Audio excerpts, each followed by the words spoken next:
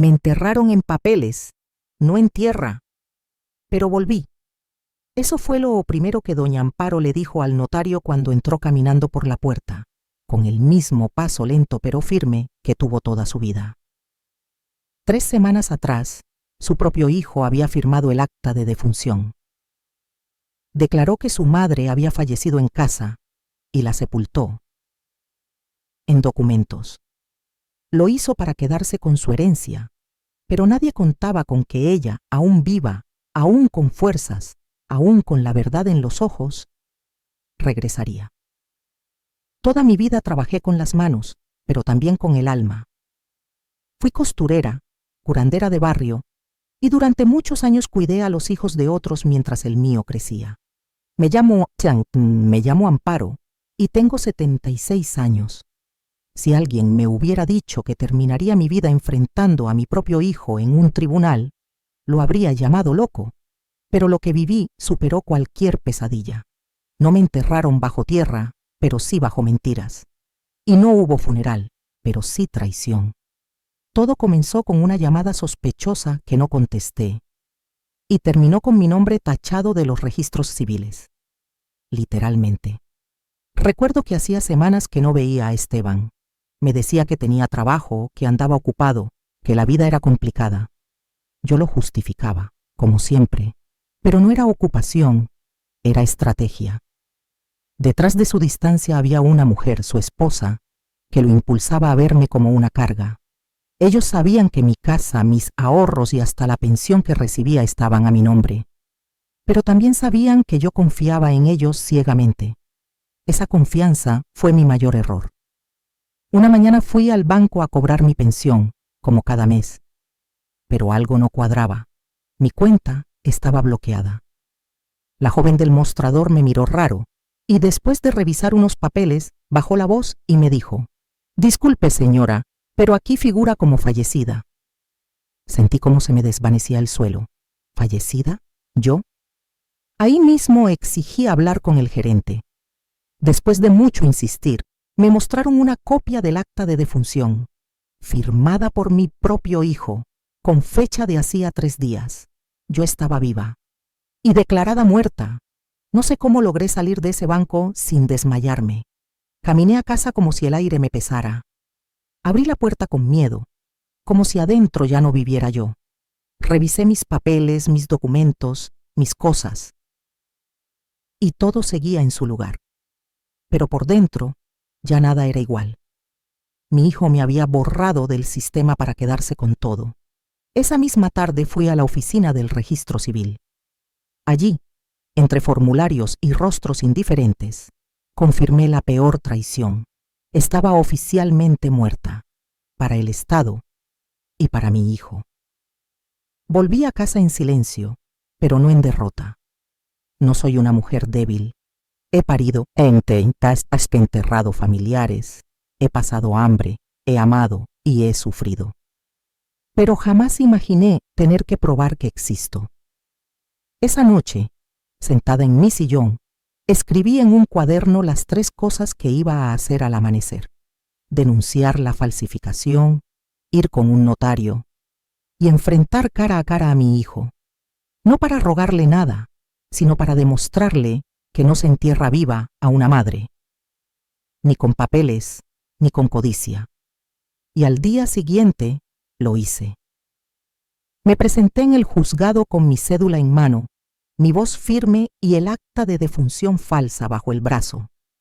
El funcionario me miró sorprendido y apenas alcanzó a decir: «¿Pero usted?». Y yo lo interrumpí con dignidad. Estoy viva, muy viva, y exijo justicia. Comenzaron los trámites, las preguntas, las miradas de espanto. Nadie entendía cómo alguien podía cometer semejante crimen. Yo sí lo sabía. Se llama ambición, se llama desprecio, se llama olvido. La noticia corrió como fuego en redes. Una madre muerta que reaparecía caminando, hablando, denunciando. Pero lo que más dolía no era el engaño legal, sino el corazón roto. Ver a mi hijo en las fotos del notario, firmando como heredero, sonriendo con esa cara que yo le conocía desde niño. ¿Cómo llegamos a esto?, me preguntaba una y otra vez. Pero ya no había marcha atrás, estaba viva, y ahora todos lo sabrían. Esa misma semana recibí una carta del juzgado. Me citaban a declarar en persona. No podía creer que tuviera que probar mi existencia. Me tomaron fotografías, huellas, grabaron mi voz. Todo para demostrar lo obvio, que seguía respirando, que caminaba por mi cuenta, que nadie me había enterrado. Me dieron un documento temporal para moverme legalmente mientras anulaban la falsa acta de defunción. Me sentí como una sombra, pero al mismo tiempo más viva que nunca, porque ahora tenía una causa, una razón más fuerte que el dolor, la verdad. Pero lo peor llegó cuando regresé a mi casa y vi el portón abierto. Entré despacio, con el corazón agitado, y escuché ruidos. Mi hijo estaba allí, con un cerrajero. Estaban cambiando la chapa. Al verme, Esteban se quedó blanco. La esposa que estaba dentro soltó un grito. «¿Cómo entraste?», dijo ella, como si yo fuera un fantasma. Y en parte lo era, un fantasma de la verdad. Les dije en voz baja: «Se acabó, ya no me van a borrar tan fácil». Salieron corriendo, literalmente. No pude dormir esa noche. Llamé a una abogada que me recomendaron en el juzgado y le conté todo. Ella, al escucharme, me dijo algo que no voy a olvidar. «Doña Amparo, usted no es la primera. Hay muchos adultos mayores que sus propios hijos intentan desaparecer por dinero. Pero usted va a ser una de las pocas que lo enfrenta y lo cuenta». Me tomó de la mano como si fuera su madre, y ese gesto, más que sus palabras, me dio el valor que necesitaba. Con su ayuda, logré frenar todo intento de mover mis bienes. El banco bloqueó el acceso. El registro inició una investigación formal. Y la policía fue notificada. De repente, el hijo perfecto, el buen esposo, el trabajador ejemplar, tenía una denuncia penal por falsedad documental y tentativa de fraude. El mismo que me abrazaba en Navidad y me decía «te quiero, mamá», ahora huía de mí como si fuera una amenaza, y quizás lo era, pero una amenaza de justicia.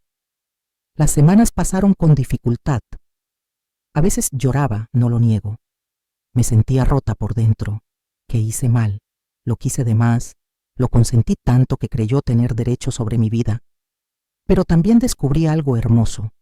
Vecinas que me ayudaron, una joven enfermera que me llevaba comida, una señora de la parroquia que me visitaba solo para platicar. Cuando una madre cae, hay otras almas que la levantan. Y eso me mantuvo de pie. Un día recibí una llamada. Era Esteban. Me pidió verme solo para hablar. Accedí, con la condición de que fuera en un lugar público. Nos encontramos en una cafetería. Él llegó nervioso, más delgado, con ojeras. Apenas me vio, rompió en llanto. «No fue idea mía», me dijo. Ella me presionó. Lo miré sin pestañear. Le respondí: «Tú firmaste, tú enterraste a tu madre en papeles, tú me negaste ante la ley». Se quedó callado, y entonces supe que no quería perdón. Quería limpiar su conciencia. Me levanté de esa mesa y me fui. Porque entender no es justificar, y perdonar no significa olvidar. Volví a casa con el corazón en paz, pero con la convicción de que no permitiría jamás que nadie volviera a decidir por mí. Y por eso hoy lo cuento. Porque hay muchas doñas Amparo allá afuera. Mujeres invisibles, borradas por quienes más amaron. Pero también fuertes, valientes y vivas, muy vivas. Después de ese encuentro en la cafetería, volví a mi casa con una mezcla de tristeza y determinación. No podía dejarme vencer por la culpa ajena. Ya no era la madre sumisa que justificaba todo con tal de no perder el cariño de su hijo. Era una mujer que había sido borrada, anulada, traicionada, y que aún así seguía en pie. Los días siguientes fueron largos. Tenía que rehacer documentos, actualizar mis registros, probar en cada institución que seguía viva. Me sentía como una recién nacida legal, pero con décadas encima y heridas que no se ven en un papel. Una trabajadora social me visitó. El juzgado había solicitado una evaluación para verificar si yo estaba en condiciones de manejar mis asuntos. Me sorprendió al llegar, una muchacha joven, amable, con una libreta en mano. Me hizo preguntas suaves al inicio, luego más personales. ¿Tiene contacto con familiares? ¿Sabe qué día es hoy? ¿Sabe quién es el presidente? Me reí con ironía. Claro que sé, pero si no lo supiera, eso no justificaría que alguien me enterrara viva. La chica me miró, tocada. ¿Sabe? No muchas denuncian. Usted es valiente. Le respondí con una sonrisa. No es valentía, es instinto, el instinto de no dejarse borrar. Conforme avanzaban los días, las noticias sobre mi caso comenzaron a difundirse. Un periódico local sacó una nota. Mujer fue declarada muerta por su hijo para quedarse con la herencia. Al principio me avergoncé. Pensé que me señalarían en la calle. Pero pasó lo contrario. Muchas personas comenzaron a detenerme, a darme palabras de aliento. Una señora del mercado me abrazó y me dijo, «Usted habló por todas nosotras». Y fue ahí cuando sentí que esta historia, aunque dolorosa, tenía un propósito más grande que mi propio caso. La fiscalía avanzó en la investigación. Mi hijo fue citado, su esposa también. Él intentó retractarse, decir que fue un malentendido, que pensó que yo estaba desaparecida, que quiso acelerar trámites. Pero las pruebas lo contradecían. Él firmó, él presentó el certificado falso, él solicitó la herencia. Mi abogada, con firmeza, pidió una orden de protección. Si lo hizo una vez, puede intentar algo peor, dijo ella. Y por primera vez me sentí protegida por la ley. Aunque la herida seguía abierta, ya no estaba sola. Una periodista me llamó. Quería entrevistarme para un programa sobre violencia patrimonial contra adultos mayores. Dudé, pero acepté. No por fama, sino por visibilidad.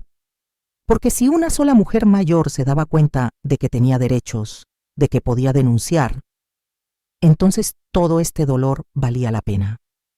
La entrevista fue grabada en mi sala. Me peinaron, me maquillaron un poco, pero no escondieron mis arrugas. Queremos que se vea su verdad, me dijeron.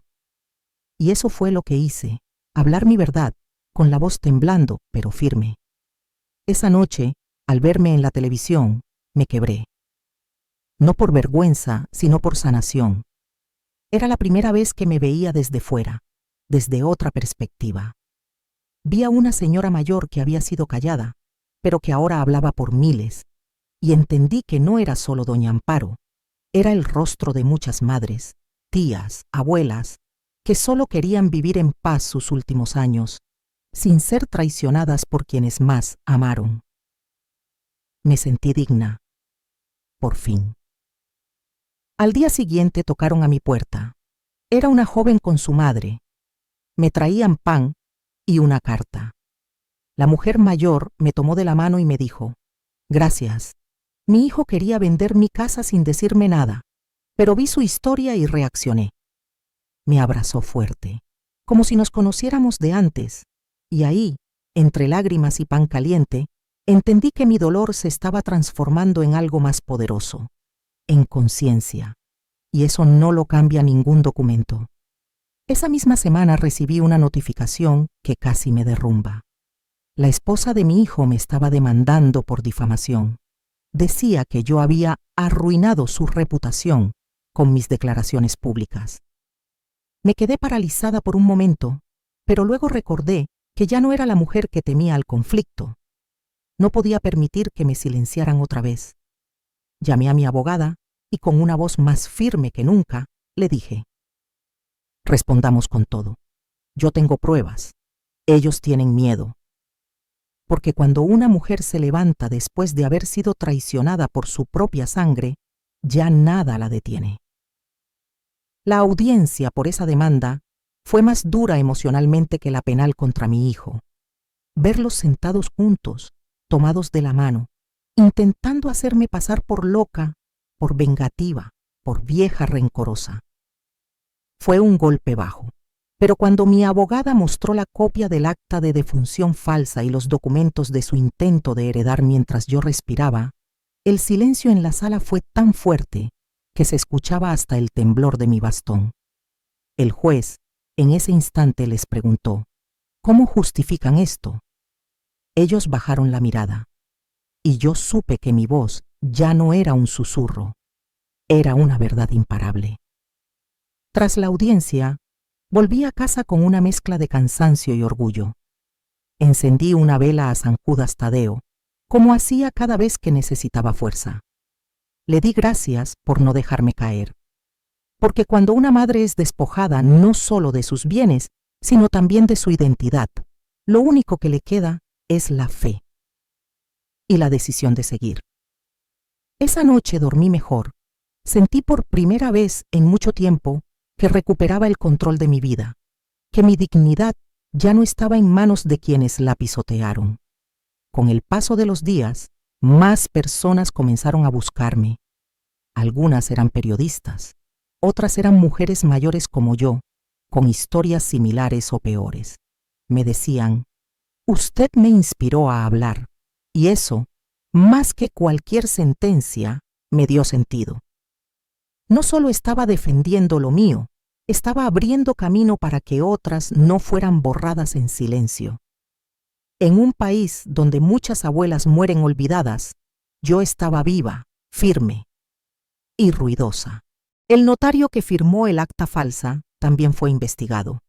Había actuado sin verificar, por presión de mi hijo. Lo suspendieron por 3 años, y aunque no recuperé todo el dinero que intentaron mover, sí logré algo mucho más valioso: que la justicia reconociera mi existencia y que los culpables fueran expuestos. A veces, el castigo no es cárcel, es vergüenza pública.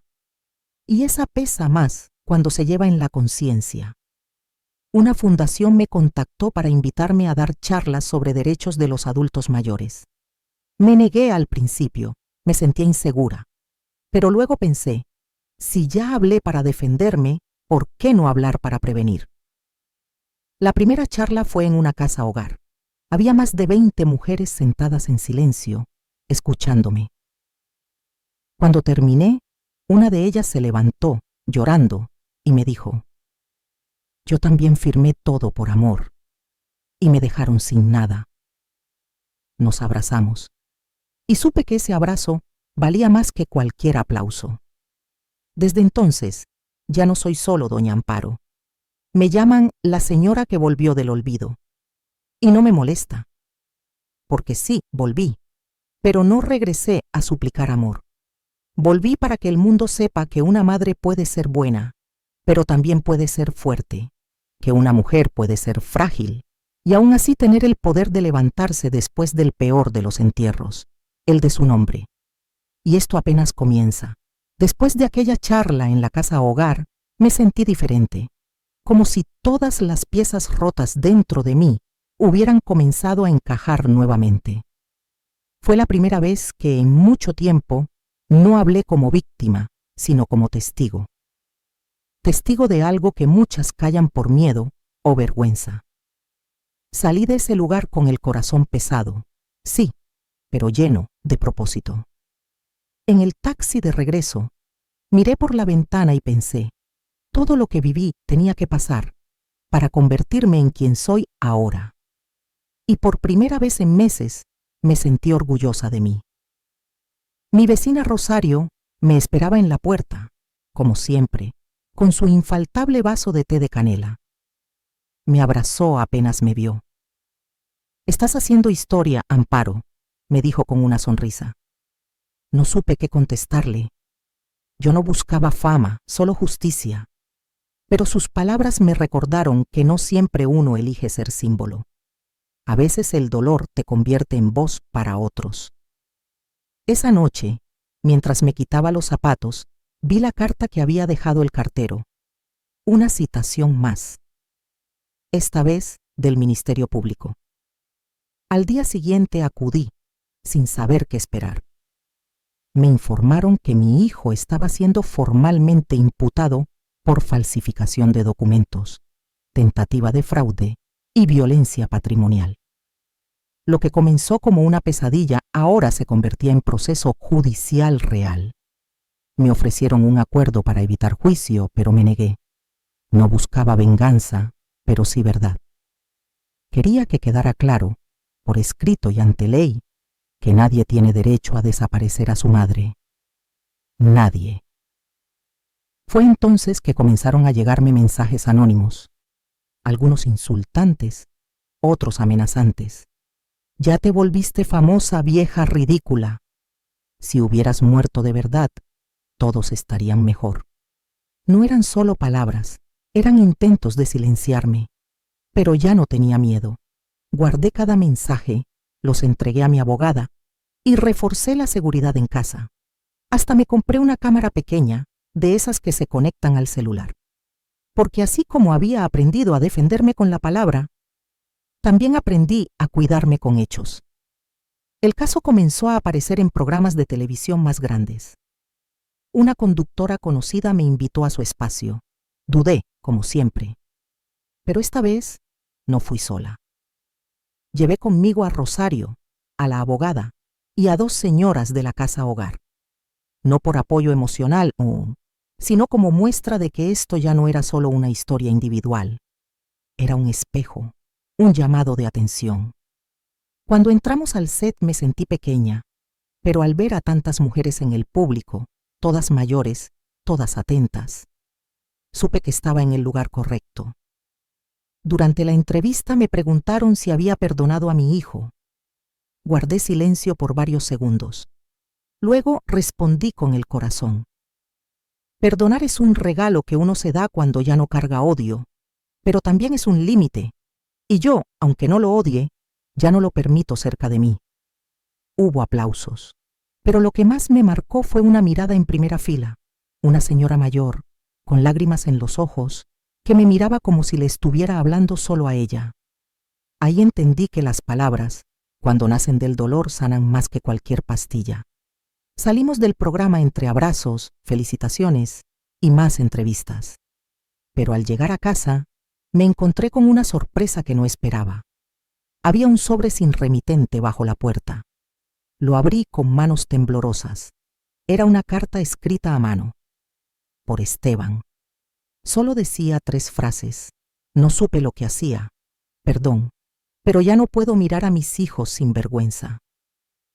Me senté, cerré los ojos y sentí el nudo más profundo en el pecho, porque por mucho que duela, el amor de madre no se extingue del todo, solo se transforma. Guardé la carta en un cajón, junto a otros recuerdos que ya no dolían, pero que aún no sanaban del todo. No respondí, no lo llamé, no fui a buscarlo, porque no se trata solo de palabras, sino de actos. Y aunque una parte de mí quisiera creer que su arrepentimiento era sincero, otra parte no podía olvidar el frío de aquella mañana en el banco, cuando su firma me había convertido en una muerta más. Una madre puede perdonar, pero no siempre vuelve a confiar. Días después, mientras tomaba mi café en la sala, recibí una llamada del juzgado. El juez había aceptado llevar el caso a juicio formal. Mi presencia sería requerida en una audiencia pública. Por un momento sentí miedo. Volver a ver a mi hijo, escuchar su voz, enfrentar su mirada. Pero también sabía que había llegado hasta allí con dignidad, y no me daría la vuelta ahora. Esa misma tarde me senté a escribir lo que quería decir en la audiencia. No para vengarme, sino para dejar claro que yo no era una sombra. Era una mujer que vivía, sentía, y no se rendía. Cuando llegó el día del juicio, fui vestida con el mismo traje que usé en el bautizo de mi nieto mayor. No por nostalgia, sino por fuerza. Quería que me vieran como lo que soy. Una abuela, sí, pero también una mujer con historia, con coraje, con nombre. Entré a la sala con paso lento pero firme, sosteniendo mi bolso y mi verdad. Mi hijo ya estaba ahí, no me miró. Y yo no lo busqué con los ojos. Solo me enfoqué en lo que tenía que decir. Cuando el juez me dio la palabra, sentí como todo el silencio de la sala se concentraba en mí. Me levanté, respiré hondo y hablé. Mi nombre es Amparo, y estoy viva. Fui declarada muerta por el hombre que yo misma traje al mundo. Me quitó el nombre, la casa, el acceso a mis derechos, pero no pudo quitarme la voz. Por eso estoy aquí. No por odio, sino por justicia, porque ninguna madre merece ser enterrada en vida. Cuando terminé, vi algunas cabezas agachadas incluso entre los funcionarios. El juez solo dijo: «Gracias, señora. Su testimonio será considerado pieza clave». Al salir del juzgado, sentí que algo se había roto. Pero no en mí. Se había roto ese miedo que llevaba tanto tiempo cargando. El miedo a ser invisible, a no valer. Me llamaron al día siguiente para decirme que se fijaría una nueva fecha para sentencia. Y aunque todavía faltaba camino por recorrer, yo ya me sentía ganadora. Porque ya no se trataba solo de mi caso. Se trataba de abrir los ojos de muchas más mujeres que creen que no tienen opción. Esa noche, me senté a escribir una carta. Pero no para Esteban. La escribí para mí. Para la Amparo de hace unos meses, la que lloraba sola con el acta de defunción falsa entre las manos. Le dije: resististe y te levantaste, y ahora tu historia es luz para otras. La doblé, la guardé en el mismo cajón donde había puesto la carta de él, pero esta vez no con tristeza, sino con paz. Porque finalmente entendí que mi vida ya no giraba en torno a lo que perdí, sino a lo que había recuperado, mi voz. Y justo cuando pensaba que todo había llegado a su punto más fuerte, tocaron a mi puerta. Era una mujer que no conocía. Me miró con ojos grandes, cargando una libreta. «Usted es doña Amparo», me mandó una amiga. «Estoy escribiendo un libro sobre mujeres como usted». Me reí con sorpresa. «¿Mujeres como yo?», le pregunté, y ella respondió, firme: «Sí, las que volvieron del olvido para recordarle al mundo que aún tienen mucho que decir». Y supe, en ese instante, que mi historia apenas comenzaba a dejar huella. Esa tarde, la joven escritora se quedó conmigo un par de horas. Me hizo preguntas que nadie antes se había atrevido a formular. ¿Cuándo fue la primera vez que sentiste que dejaste de importar? Me quedé en silencio por unos segundos, y entonces recordé. No fue cuando me declararon muerta. Fue mucho antes, cuando dejé de recibir llamadas solo para preguntar cómo estaba. Cuando mis nietos ya no me abrazaban como antes. Cuando en la casa de mi hijo ya no había un sillón para mí. Lo entendí mientras hablaba. La desaparición no empezó con un papel. Empezó con el olvido. Al terminar la entrevista, me pidió permiso para grabar mi voz. «Tu tono dice más que 1000 palabras escritas», dijo. Me puse nerviosa, pero accedí. Mientras hablaba, escuché mi propio temblor. Una mezcla de dolor contenido y valentía acumulada. Le conté todo. Desde la mañana en que vi mi nombre en la tumba hasta la noche que decidí no rendirme. Cuando terminó la grabación, ella lloró. Me abrazó fuerte, como si la historia no fuera mía, sino suya también. Y por primera vez sentí que mi vida no solo importaba, también inspiraba. Días después, la grabación se hizo viral. Una parte de mi testimonio fue compartida en redes sociales por mujeres jóvenes, adultas, hasta por estudiantes de derecho. «Escuchen a doña Amparo», decía el título del video. Me dio miedo al principio. Temía que se burlaran. Pero lo que ocurrió fue todo lo contrario. Comenzaron a llegarme cartas, correos, incluso flores. Mujeres de todas partes me agradecían por hablar. Y en medio de esa ola inesperada de cariño, descubrí algo. La verdad, cuando se dice con el corazón, no necesita micrófonos. Se abre camino sola. Mi abogada me llamó emocionada. «Amparo, no sabes lo que provocaste». El Congreso está revisando una propuesta para fortalecer las leyes contra el abandono de adultos mayores. No lo podía creer. Todo ese proceso tan doloroso ahora estaba generando cambios reales. Me senté frente a la ventana y me permití llorar. Pero esta vez no era de tristeza, era de alivio. Porque aunque yo no podía cambiar el pasado, sí estaba ayudando a cambiar el futuro de muchas otras. Una periodista me propuso grabar un documental. Me ofrecieron dinero, pero no lo acepté. Solo quiero que se cuente bien la historia, dije. Durante la grabación, me llevaron al cementerio donde aparecía mi nombre inscrito por error. Cuando vi la lápida, algo dentro de mí se rompió y al mismo tiempo algo sanó. Me incliné, toqué el mármol frío y dije en voz baja, «No te moriste, Amparo. Te enterraron viva. Pero aquí estás, respirando más fuerte que nunca». Esa escena quedó en el documental y muchos me escribieron diciendo que les cambió la vida. Poco después, fui invitada a un evento donde premiaban a mujeres que habían roto el silencio. Me sentaron en primera fila, me pusieron una medalla que aún conservo colgada en mi sala. Pero el verdadero premio fue escuchar a otras contar sus historias. Una señora dijo, «Vi a doña Amparo y decidí no vender mi casa aunque mis hijos me presionaron».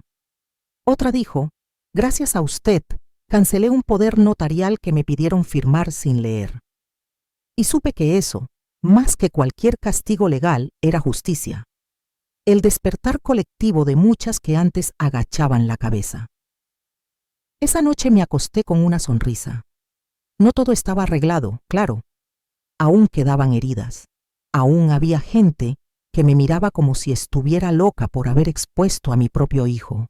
Pero también había respeto, también había verdad. Y sobre todo, había paz. La paz de saber que ya nadie podía hacerme invisible otra vez. La paz de saber que mi nombre, mi historia y mi dignidad no estaban más bajo tierra, estaban vivas y muy presentes. Una mañana, mientras regaba las plantas del pequeño jardín que con tanto esmero cuidaba, recibí una llamada inesperada. Era del hospital donde nacieron mis nietos. Me informaban que Esteban, mi hijo, había sido ingresado tras sufrir un accidente en carretera. Mi corazón dio un vuelco. Por instinto pregunté cómo estaba. Me dijeron que estable, pero que no tenía quien firmara unos papeles urgentes. Me quedé en silencio, no por desinterés, sino por dolor. ¿Volver a ser la madre cuando me enterraron en vida? Era una pregunta que no se respondía con rapidez. Pasaron horas antes de decidirme. Caminé hasta el hospital. Al llegar, una enfermera me reconoció. «Usted es doña Amparo». «Lo siento mucho, lo que le hicieron fue terrible». Asentí. Me llevó a la habitación donde él dormía. Cuando lo vi, entubado, vulnerable, tan distinto al hombre que me había quitado todo, una parte de mí se quebró y otra, más firme, se mantuvo de pie. No lloré. Solo me acerqué, le tomé la mano y susurré, «Estoy aquí». Pero no porque te lo merezcas, sino porque yo sí sé lo que es amar de verdad. Firmé los papeles, sin saber si eso lo ayudaría a sanar. No lo hice por él, lo hice por mí, porque no iba a dejar que la rabia definiera mis actos. Me fui sin dejarle una nota.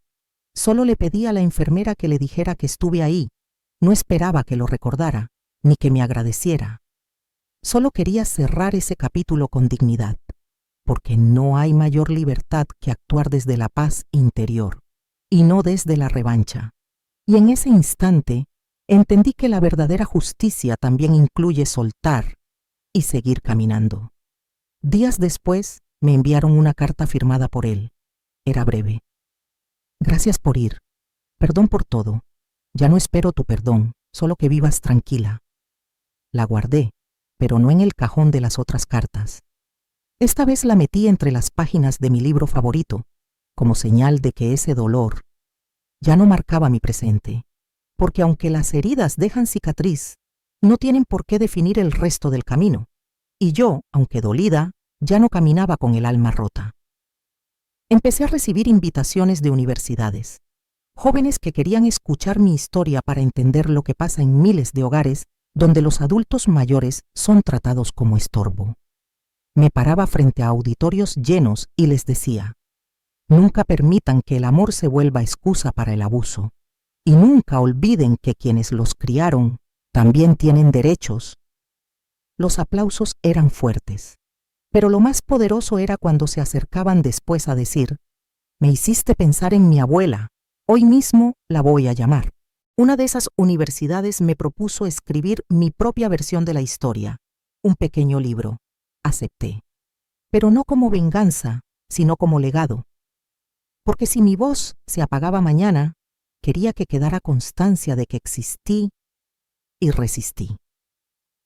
Lo titulé Volví caminando, en honor a esa mañana que crucé la calle, bajo la lluvia, y toqué la puerta de quienes me habían declarado muerta. Esa imagen se quedó tatuada en mi memoria como el inicio de mi renacimiento. Y así, entre palabras, charlas y plantas que seguían creciendo en mi jardín, me di cuenta de algo profundo. No hay edad para comenzar de nuevo. No hay traición que te obligue a quedarte en la tumba que otros cavaron para ti, mientras tengas voz, dignidad y memoria. Puedes reconstruirte, y yo, doña Amparo, que fui borrada, olvidada y traicionada, hoy camino más firme que nunca, no por rencor, sino por amor. Amor a mí misma, y a todas las que, como yo, se negaron a desaparecer. El día que firmé el contrato con la editorial para publicar mi historia, fue uno de los más simbólicos de mi vida. Estaba sentada frente a una mesa elegante, con mi nombre en una carpeta dorada. No era una herencia, no era un testamento. Era mi verdad hecha libro. Un editor joven, con ojos atentos y voz suave, me dijo: su historia merece ser leída por generaciones. Y por dentro sentí un nudo. Generaciones, justo lo que me arrebataron cuando intentaron borrar mi existencia. Ese libro no era venganza, era memoria. Comencé a escribir con más fuerza. Cada palabra me sanaba. Volvía a revivir momentos duros, sí, pero esta vez con otra mirada. Ya no como víctima, sino como autora de mi renacimiento. En cada página no solo contaba lo que me pasó, también hablaba de otras mujeres que conocí en el camino, de sus silencios, sus derrotas y sus pequeños triunfos invisibles. Porque no era solo mi historia, era el eco de muchas que habían sido empujadas a la sombra sin merecerlo. Cuando el primer ejemplar salió impreso, lo tomé con ambas manos y lo acerqué al pecho. Lloré, no de tristeza, sino de gratitud. No por lo que había vivido, sino por haber sobrevivido. Lo titulamos La mujer que volvió del olvido. Y sí, eso era yo. No porque necesitara aplausos, sino porque me negaba a desaparecer sin dejar huella. Al ver la portada, con mi rostro sereno y mi bastón al costado, sentí que la historia ya no me pesaba. Me sostenía. En la primera presentación del libro, una mujer del público me preguntó si aún creía en la familia. Me quedé en silencio unos segundos antes de contestar. Sí, pero ya no como la sangre que corre por las venas, sino como los lazos que uno elige cada día. Mi familia ahora son las que me acompañan, las que me escuchan, las que me abrazan sin condiciones. Hubo aplausos y lágrimas. Muchas. Porque esa respuesta no era solo mía, era de todas las que habían sido traicionadas por quienes debieron cuidarlas. Rosario, mi vecina y amiga del alma, fue quien más celebró el libro. Me decía: Amparo, vas a cambiar el mundo una página a la vez. Y aunque yo reía cada vez que lo decía, en el fondo, me lo empecé a creer. Porque cada vez que alguien me decía leí tu historia, yo sentía que algo bueno había brotado del dolor, que cada intento por desaparecerme había fracasado, que mi voz había vencido incluso al silencio más cruel, el del abandono disfrazado de amor. Un canal de televisión nacional hizo un reportaje especial sobre mi caso. Vinieron a grabar a mi casa Me pidieron recorrer las calles donde comenzó todo e incluso me llevaron frente a la casa de Esteban. Yo me negué a tocar esa puerta, no por odio, sino porque entendí que no todos los círculos necesitan cerrarse para sanar. Me limité a mirar desde la acera y dije en voz baja: aquí empezó la traición, pero también aquí empezó mi libertad. Fue uno de los momentos más difíciles del documental, pero también uno de los más poderosos. Cuando el programa salió al aire, la reacción fue abrumadora. Gente que no conocía me paraba en la calle para darme las gracias. Algunos me contaban sus historias al oído, como si yo fuera una especie de refugio. Otros simplemente me abrazaban sin decir nada. Y yo, por dentro, repetía una y otra vez: no me borraron, estoy viva, estoy aquí. Porque sí, quizá quisieron declararme muerta, pero en realidad me declararon invencible. Una noche, después de una conferencia en una casa cultural, se me acercó una mujer muy joven. Tendría unos 23 años, tal vez menos. Me dijo: mi madre vive lo mismo que usted, pero aún no se atreve a hablar. Me abrazó como si yo fuera su madre también. En sus ojos no vi lástima, sino esperanza. Me pidió un consejo, algo breve. Yo le respondí, sin pensarlo demasiado: dile que no está sola, y recuérdale que aunque la familia te falle, la dignidad nunca abandona. Esa frase, días después, apareció en una pancarta durante una manifestación de mujeres mayores en la capital. Sentí un orgullo que no cabía en el pecho. Con el tiempo, recibí una llamada que no esperaba, del mismo juez que llevó mi caso. Me dijo que gracias a mi historia, se había creado un programa piloto para revisar sentencias y registros que pudieran haber sido alterados por familiares de adultos mayores en situación vulnerable. Usted cambió más que una ley, señor Amparo, me dijo. Cambió la forma en que vemos el abandono. Me quedé sin palabras. Me senté en mi sillón favorito, miré el libro que ahora decoraba mi sala y pensé: esto no lo soñé, pero lo merecía. Un periódico internacional me pidió autorización para traducir mi historia. Me ofrecieron una entrevista en inglés. Acepté, aunque no hablaba el idioma, pero aprendí algunas frases básicas, entre ellas una que repetía siempre al final: I am not invisible. No soy invisible. Era lo que más quería gritarle al mundo, sin importar el idioma. Que ninguna mujer, madre o abuela, debía sentirse como una sombra más en su propia casa. Me sentí ciudadana del mundo, no por viajes, sino porque mi verdad había cruzado fronteras sin moverse del lugar. Durante una entrevista en radio, me preguntaron qué consejo le daría a mi yo del pasado. Pensé por un momento y dije: no te calles nunca más, no firmes con miedo, y cuando sientas que nadie te ve, mírate tú y recuérdate lo mucho que vales. Hubo un silencio largo en el estudio. El locutor, con la voz entrecortada, dijo: ojalá todas nuestras madres escucharan esto. Y en ese instante supe que mi voz había llegado a donde tenía que llegar, al corazón de muchos que aún estaban a tiempo de rectificar. Un domingo cualquiera, Rosario me llevó a una reunión de mujeres sobrevivientes. Me senté en círculo con abuelas, madres y tías que habían vivido lo mismo. Una por una fueron contando sus historias. Al final me tocó a mí. Les conté lo que ya muchos sabían, pero esta vez lo hice sin llorar. Y cuando terminé, una señora me tomó de la mano y dijo: gracias por hablar, gracias por no morirte cuando te declararon muerta, gracias por volver. Nos abrazamos todas. Fue la ceremonia más sagrada de mi vida. Sin iglesia, sin cura, sin hijo. Esa noche, abrí una caja donde guardaba cosas viejas, fotos, cartas y hasta mi primer bastón.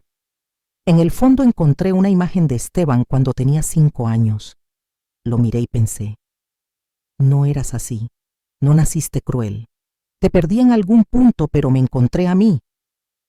No lo odiaba, pero tampoco lo buscaba, porque entendí que hay hijos que se van no por distancia, sino por decisión. y que no siempre tenemos que recuperarlos. A veces solo necesitamos recuperarnos nosotras. Cerré la caja, caminé hacia la ventana y vi cómo el atardecer teñía todo de naranja.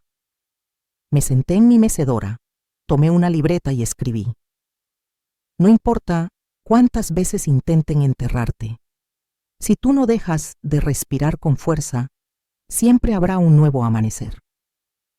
Y en ese suspiro final del día, entendí que mi historia ya no me dolía, me daba vida, porque mientras yo, doña Amparo, siga respirando, mi voz nunca será silenciada. Un día, mientras revisaba los mensajes que me llegaban a través de una red social que me ayudaron a abrir, encontré uno distinto. No venía de una mujer agradecida, ni de una periodista. Era de Mariana, mi nieta, la hija menor de Esteban. Decía: abuela, ¿podemos hablar?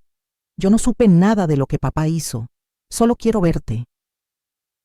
Sentí un temblor en las manos. Llevaba años sin saber de ella.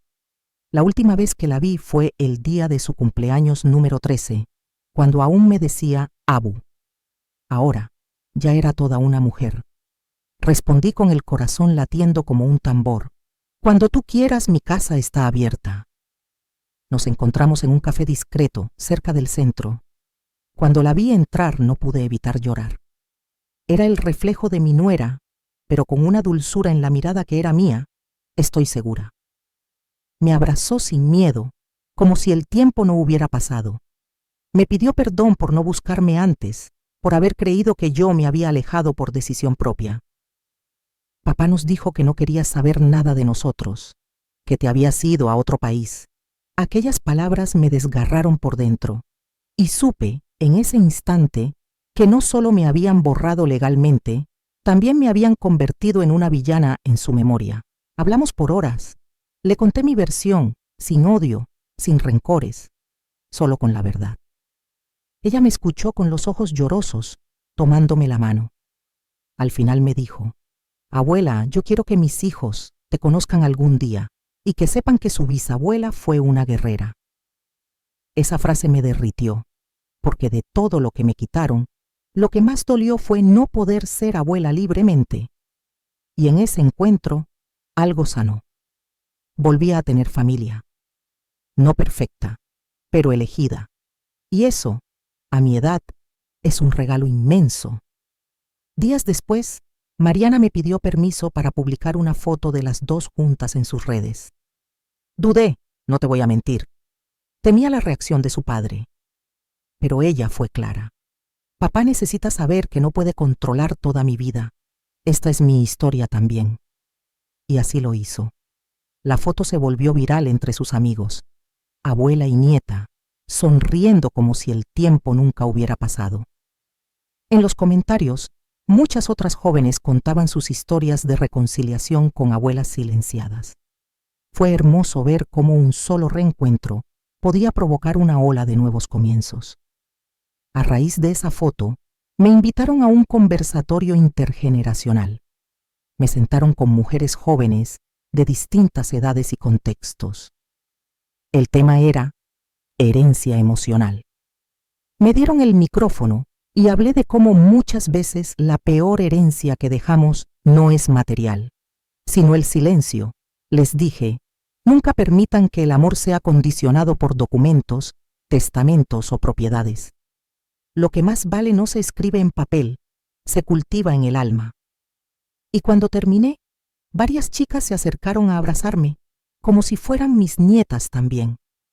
Rosario, que siempre me acompañaba a todo, me dijo esa misma noche: ¿te das cuenta que ya no te miran como una víctima? Ahora te ven como un faro.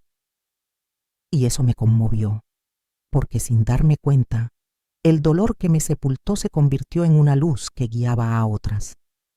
Mi historia ya no era un peso, era un camino abierto, uno que muchas empezaban a recorrer gracias al eco de mi voz. Y supe que mi tarea no había terminado. Aún tenía mucho que decir, y más aún, mucho que escuchar. Unos meses después, me invitaron a hablar en un centro penitenciario de mujeres. Querían que compartiera mi historia con internas mayores que también habían sido olvidadas por sus familias. Al principio me costó aceptar, pero luego entendí que muchas de ellas también habían sido víctimas de abandonos, traiciones o errores que nadie quiso escuchar. Cuando entré al salón y vi tantas miradas tristes y manos temblorosas, supe que mi voz debía sonar más fuerte que nunca. Les hablé con el alma, no como una sobreviviente, sino como una igual. Conté cómo me declararon muerta sin estarlo, cómo lloré en silencio en una cama ajena, cómo me levanté, cómo caminé bajo la lluvia con los bolsillos vacíos pero la dignidad intacta. Les dije, nadie tiene derecho a desaparecerlas, y mientras respiren, aún pueden volver. Cuando terminé, muchas lloraban. Una mujer me dijo, yo fui madre, y ahora nadie me llama, pero usted me acaba de devolver la esperanza. Me fui de ahí más ligera, porque sanar no solo es que te curen, también es ver cómo tus heridas alivian a otros. Poco después, Mariana me llevó a su casa. Me presentó a su pareja, a sus amigos, y me mostró con orgullo su pequeño taller de costura. Me tenía un rincón con una silla, una planta y una taza de té, como si me esperara desde siempre. Me abrazó y dijo, este lugar también es tuyo. No pude evitar llorar, no por tristeza, sino por gratitud. Porque a veces, cuando una puerta se cierra con violencia, la vida abre otra, más humilde pero más honesta. Y yo, que fui echada de mi casa, ahora tenía un refugio en el corazón de una nieta que jamás olvidó quién era su abuela. Comencé a escribir cartas, no para enviarlas, sino para soltar lo que aún pesaba. Escribí a mi hijo, a mi nuera, incluso a mí misma de hace 20 años. Les dije todo lo que nunca me atreví a decir en voz alta. Llené una libreta entera. Rosario me propuso publicarlas como un segundo libro, Cartas desde el olvido. Me reí al principio, pero luego lo pensé mejor, porque esas palabras, tan íntimas, podían ser el espejo de muchas otras mujeres que no saben por dónde empezar a sanar. En una de esas cartas escribí, no me dolió que me declararas muerta. Me dolió que nunca preguntaras si seguía viva. Y esa frase se volvió una de las más compartidas en redes. Jóvenes, adultas, abuelas, todas la sentían como suya. Supe que mis palabras habían tocado algo profundo. No eran solo letras, eran gritos convertidos en susurros de dignidad. Y en ese eco entendí que mi voz no solo sobrevivió, floreció. Un día, al regresar de una charla en una secundaria, me encontré con una sorpresa. Mariana había decorado mi casa con fotos de nuestra familia, antiguas y nuevas. En una esquina había un cuadro grande con la portada de mi libro y una nota que decía, aquí vive Doña Amparo. Mujer invencible. Me quedé sin palabras. Miré ese cuadro largo rato y por primera vez, después de tanto tiempo, sentí que mi hogar no era un lugar físico, era el reconocimiento de que yo existo y que nadie nunca más podrá borrarme. Esa noche, mientras la lluvia caía con suavidad y el viento acariciaba las cortinas, me senté en mi sillón con una taza de té caliente y un cuaderno nuevo. Empecé a escribir otra historia, pero ya no la mía. Esta vez era la historia de otras mujeres que conocí en el camino, porque entendí que mi misión no era solo contar lo que viví, sino dar voz a las que aún no han sido escuchadas. Y así, con cada letra, con cada palabra, Doña Amparo seguía caminando, no hacia atrás, sino hacia adelante, guiando a otras desde el silencio que ella logró romper. Comenzaron a invitarme a otros países. Una universidad en Chile me pidió una videoconferencia. Otra en España me escribió para invitarme a un congreso sobre derechos humanos de personas mayores. Yo, una señora que había sido abandonada por su propio hijo, ahora compartía mesa con académicos, psicólogos, jueces y activistas. Pero nunca dejé que se me subiera a la cabeza. Siempre respondía igual. No soy experta, solo soy alguien que no se dejó enterrar. Esa frase se convirtió en mi firma. Y donde la decía, la gente se quedaba en silencio. Y luego aplaudía. Lo que nunca imaginé fue que desde Estados Unidos también llegaría una invitación. Me ofrecieron contar mi historia en un programa de televisión latina de gran audiencia. Mariana, que dominaba el inglés, fue conmigo como intérprete. Era un sueño, pero también un gran paso. Me temblaban las manos al pensar que miles de personas escucharían todo lo que había vivido.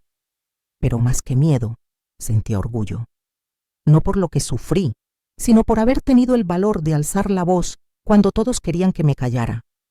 El estudio estaba lleno de luces, cámaras y gente corriendo de un lado a otro. Me pusieron maquillaje, un micrófono en la solapa y me pidieron que no mirara directamente a la cámara. Mariana me dio un apretón de manos justo antes de que comenzara el programa. Cuando me preguntaron cómo me sentía al estar ahí, solo respondí: estoy viva, y eso ya es más que suficiente. La entrevista fue profunda, emotiva. Y cuando terminé, muchos del equipo técnico me abrazaron con lágrimas. Una productora me dijo: ojalá mi madre escuche esto, está pasando por lo mismo. Después de la entrevista, recibí mensajes de todo el continente. Mujeres desde Argentina, Perú, Colombia, México, todas compartiendo sus historias. Muchas decían: gracias por hablar por nosotras. Y ahí entendí que mi historia, aunque muy personal, era también colectiva. Que mi dolor no era aislado. Y que al sanar yo algo se sanaba también en ellas. Era como si una grieta se cerrara poco a poco en muchas casas donde alguna madre había sido olvidada. Uno de esos mensajes me marcó especialmente. Era de un joven de nombre Andrés. Me escribió: señor Amparo, mi madre fue abandonada por nosotros. Escuché su entrevista y lloré. Hoy mismo voy a buscarla. Usted me dio la fuerza que me faltaba. Me quedé conmovida, y en ese instante supe que todo valió la pena. El dolor, el rechazo, incluso la soledad. Porque si una sola madre volvía a abrazar a su hijo gracias a mis palabras, entonces mi historia ya había cumplido su propósito más noble. Mariana me llevó a una librería donde exhibían mi libro en la entrada. Yo me quedé parada frente a él sin poder creerlo. La portada brillaba bajo la luz y mi nombre estaba ahí en letras grandes. Una niña se me acercó y me dijo: ¿usted es la señora que volvió caminando? Le respondí que sí, y ella sonrió. Mi abuelita le agradece por no rendirse. Me conmovió tanto que tuve que salir un momento a respirar, porque a veces hasta la luz más linda puede hacer que uno llore de emoción. Esa noche, Mariana me preparó una cena especial. Me sirvió sopa caliente, pan suave y me puso una manta sobre los hombros. Nos sentamos a hablar largo. Me dijo: abuela, si algún día me pasa algo, quiero que sepas que gracias a ti soy más valiente. Le tomé la mano y le respondí: y tú me devolviste las ganas de vivir. Nos abrazamos fuerte como dos mujeres que habían salvado a la otra sin saberlo. Porque sí, a veces la familia no es la que te cría, sino la que te reconstruye. Poco después, recibí una carta certificada. Era del abogado de Esteban. Al principio, mi corazón se aceleró. Pensé que quizás quería volver a pelear por la casa o que buscaba limpiar su nombre. Pero no. Era una disculpa formal, seca, escrita por obligación. Decía que lamentaba las decisiones tomadas en el pasado y que deseaba que yo tuviera paz y bienestar en lo que resta de vida. No firmaba él, sino su representante legal. No me molestó, solo me reafirmó lo que ya sabía. Algunos hijos son capaces de todo, menos de mirar a su madre a los ojos y pedir perdón. Guardé esa carta en una caja sin darle más vueltas.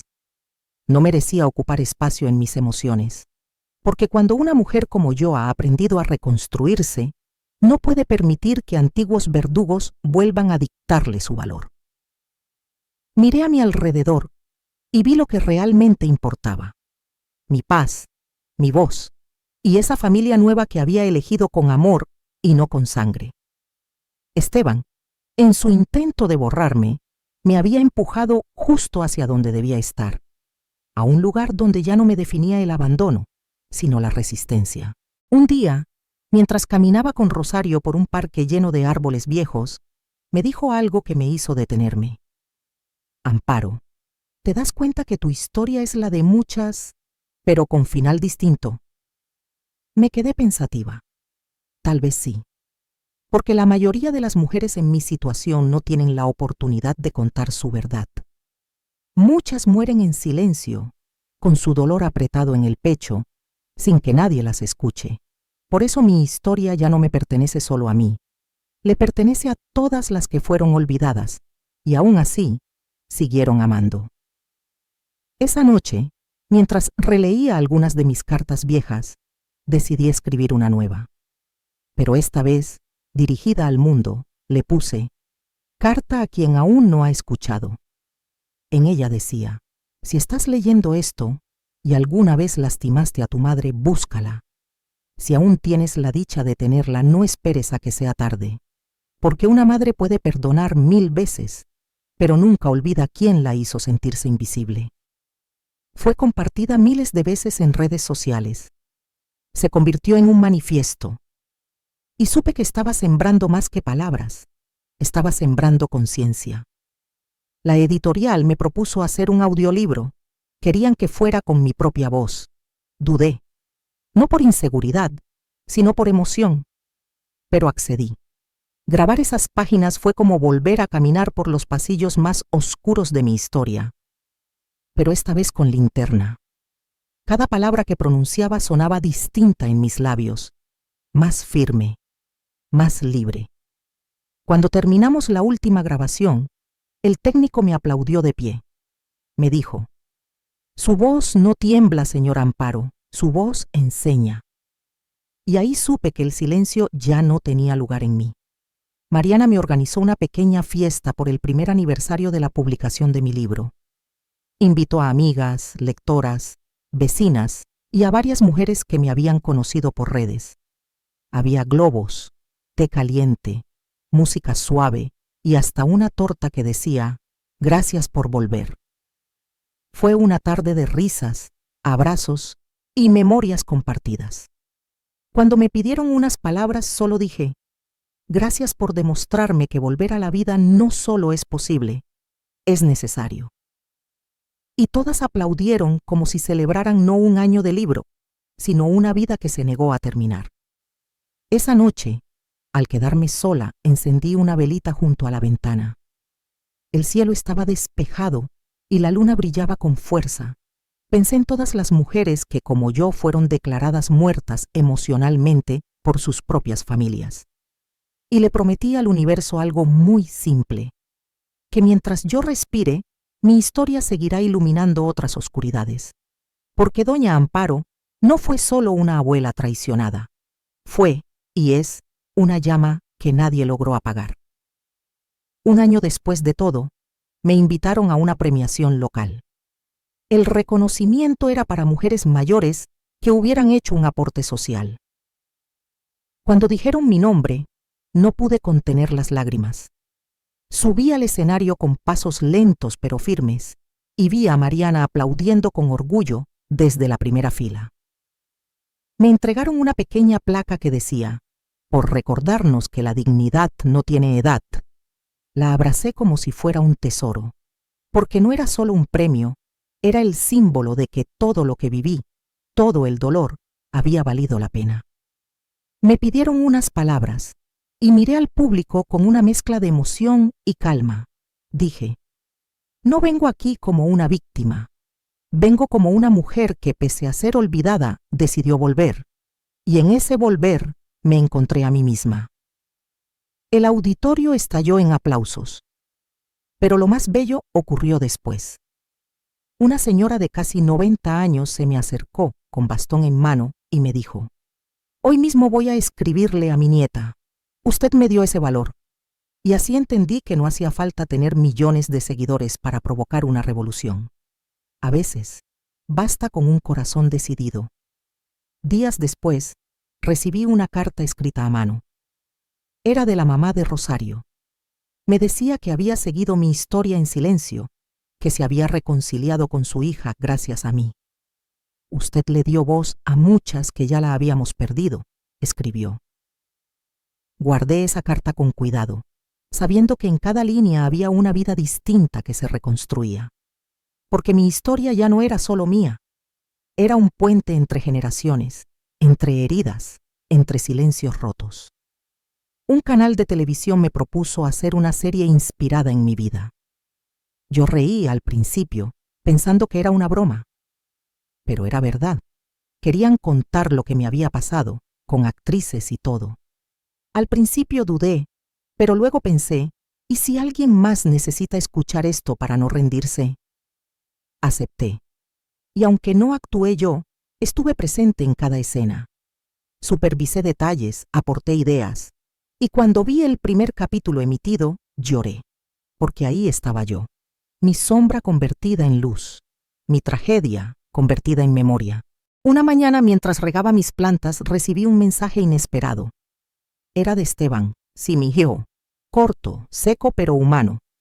Decía, vi tu entrevista, sé que hice mal, no espero que me perdones, pero quería que lo supieras. Me senté, respiré profundo. No respondí de inmediato, no porque quisiera vengarme, sino porque entendí que yo ya había hecho mi camino. Y no necesitaba retroceder, lo perdoné en silencio. Pero no volví a abrirle la puerta, porque perdonar no siempre significa dejar entrar de nuevo a quien te destruyó. Mariana me abrazó ese día. Al leer el mensaje, me dijo, «Hiciste bien, abuela. No todo se repara con un lo siento», y yo asentí. Porque sí, aprendí que el amor no puede ser mendigado, que quien te borra una vez puede hacerlo de nuevo.